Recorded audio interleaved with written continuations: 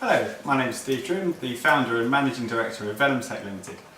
Venomtech are the UK's only commercial venom supplier, and what we're doing is producing venoms in fractionated libraries for today's drug discovery and looking for the medicines of tomorrow.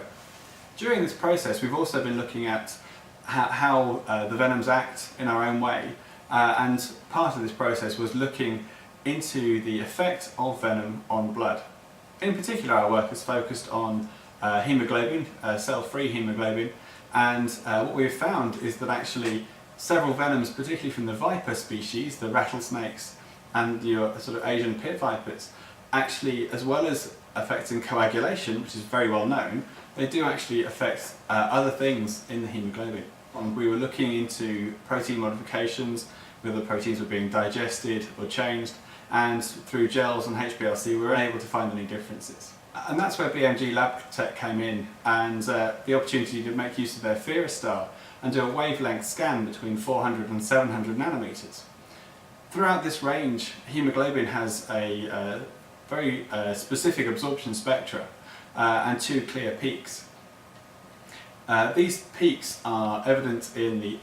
hemoglobin iron 2 state, and they are diminished in the iron 3 state. The iron 3 state, often called methemoglobin, is very poor at binding oxygen, whereas iron 2 is the normal oxygen binding state. So by combining hemoglobin and snake venoms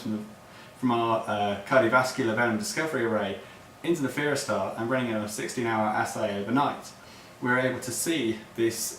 temporal change in the whole wavelength profile, and this identified the fact that the viper venoms, as well as the one cobra, the black-necked spitting cobra, venom actually reduced iron from iron 2 to iron 3 in hemoglobin, preventing it binding oxygen. This was the first time that anybody has actually seen venoms from snakes affecting hemoglobin oxidation state, and it's really quite exciting for us because it will help to understand further complications of envenomation from people. Venomtech was formed in March 2010, and as a new startup company, everything is at a premium, working out what we need to do to get our products out to market, and it very clearly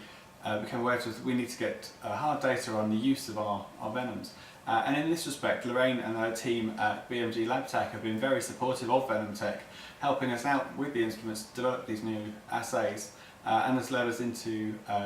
discovering something completely new out of the venoms we are working with.